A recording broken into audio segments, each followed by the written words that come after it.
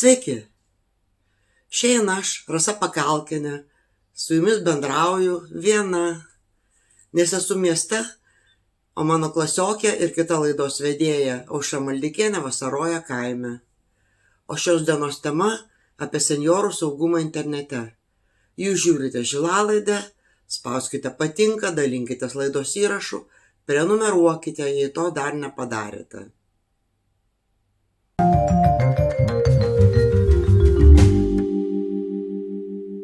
Kaip tik pradėsiu kalbėti nuo prenumeratos.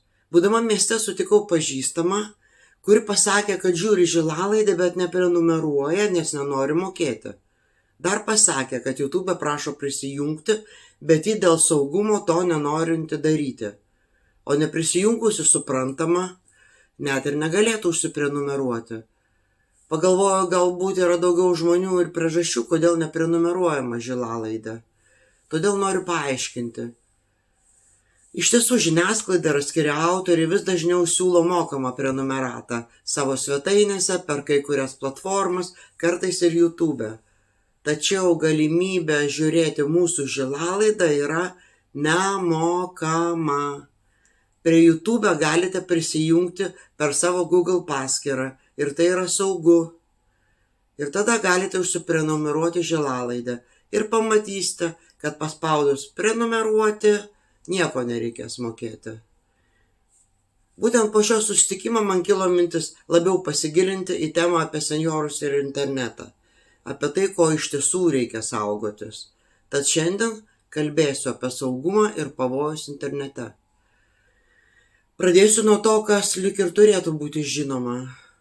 Žiniasklaidoje daug skelbiama apie tai, kad jokios institucijos, visiškai jokios, neskambina telefonu su prašymu prisijungimo duomenų. Kad ir kaip įtikinamai kalbėtų tas, kuris skambina, kad ir kaip gąsdintų, reikia tiesiog nutraukti tokį pokalbį. Kitas pavojus kyla, kai elektroniniu paštu ar per susirašinėjimo ir pokalbių platformas tokias kaip Messenger ar WhatsApp gaunamos neaiškos nuorodos su prašymu atidaryti. Kartais tokie prašymai paspausti ir atidaryti skamba labai įtikinamai. Dažnai gąsdinama, kad to nepadarius, ką nors prarasite, paskyras, duomenys, ryšį ir taip toliau. Iš tiesų, būtent tai yra signalas, į kurį svarbu atkreipti dėmesį.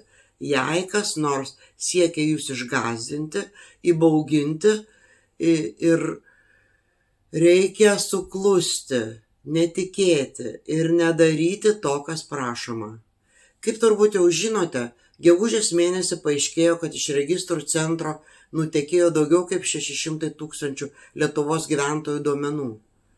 Svarbu žinoti, ką sukčiai gali dabar bandyti su tokia informacija padaryti, ypač su vardu, pavarde, asmens kodu ir adresu. Apie tai, ką sukčiai gali nuveikti su šiais duomenimis ir kaip apsisaugoti nuo galimų apgavysčių, pranešime spaudai pasakojo Luminor banko sukčiavimo prevencijos skyriaus vadovas Mindaugas Kutkaitis. Aš ir pacituosiu. Pranešime teigiama, kad po didelių duomenų nutekėjimų įprastai padaugėja bandymų apsimesti valstybės institucijomis, bankais ar kitomis organizacijomis. Kai sukčius jau žino jūsų vardą, pavardę, adresą ar kitą asmeninę informaciją, jis gali atrodyti kur kas patikimesnis.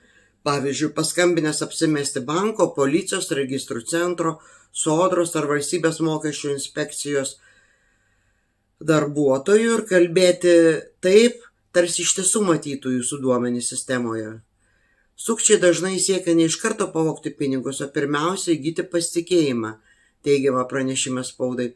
Tuomet jie gali teigti, kad jūsų duomenys pateko į nutekėjusių sąrašą, todėl reikia patvirtinti tapatybę, apsaugoti paskyrą ar atnaujinti duomenis.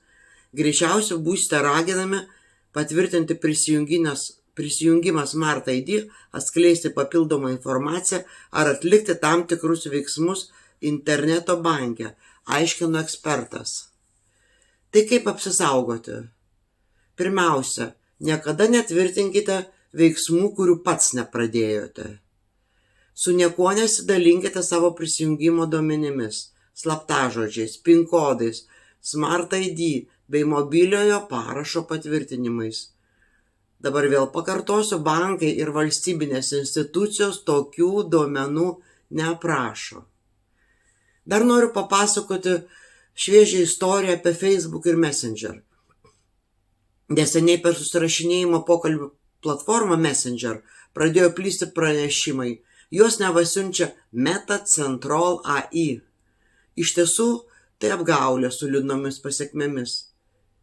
O kaip veikia ši apgaulė?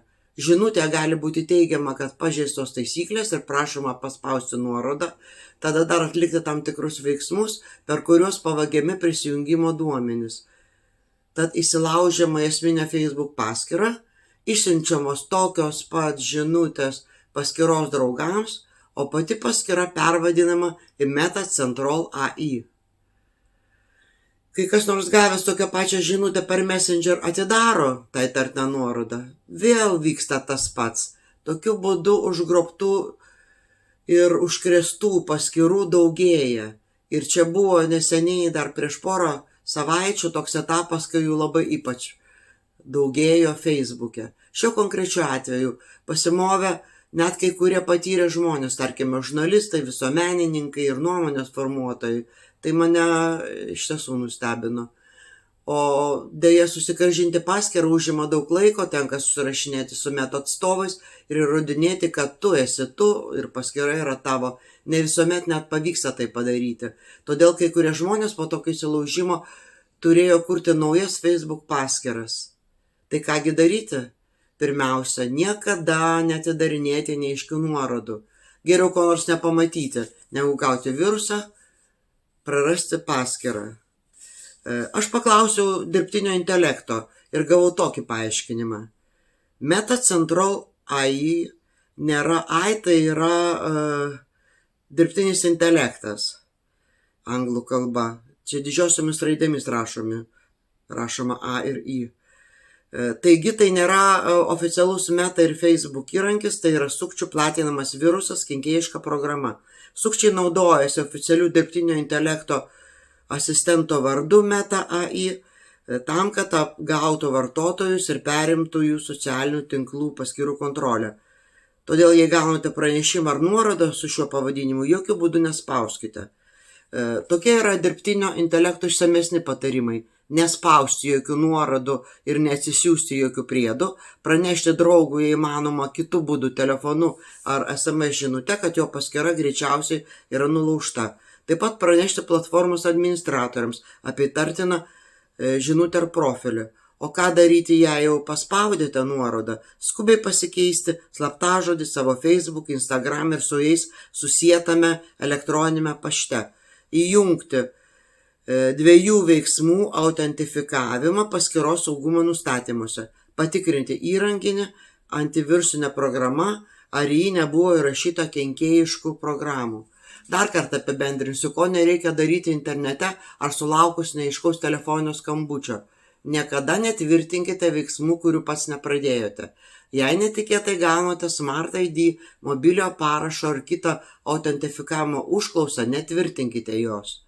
Tai gali reikšti, kad kažkas bando prisijungti prie jūsų paskyrų. Niekam neskleiskite duomenų. Su nieko nesidalinkite savo prisijungimo duomenimis, slaptažodžiais, PIN kodais, Smart ID bei mobiliojo parašo patvirtinimais. Bankai ir valstybinės institucijos duomenų neprašo, štai tokių. Štai ir dar kartą pakartojau. O kai elektroniniu paštu ar per susirašinėjimo ir pokalbių platformas, tokias kaip Messenger ar WhatsApp, gaunate nuorodą su prašymu atidaryti, niekada to nedarykite. Jei rašo esą pažįstamas žmogus, perklauskite žinutę ar telefono skambučių, ar bent jau parašykite, ką siunčia ir kodėl. Žinutėmis galite palaikyti ilgesnį pokalbį, robotai paprastai nesugeba rišliai atsakyti, bent jau kol kas. Nors dirbtinis intelektas gali vis daugiau, net imituoti žmogų vaizdo įraše. Apie tai irgi galėsiu kada nors papasakoti plačiau. Bet šiandien su jumis tikrai esu aš, o ne dirbtinio intelekto imitacija. Tai va, tuo ir baigiu šiandieną. Tikiuosi, kad jums buvo naudinga sužinoti. Vėl susitiksime po poros savaičių. Ir dar kartą primenu, spauskite patinka, dalinkitės laidos įrašu, prenumeruokite, jei to dar nepadarėte, tai nieko nekainuoja. Taigi čia buvo Rasa Pakalkienė ir Žilalaidė. Iki kito karto.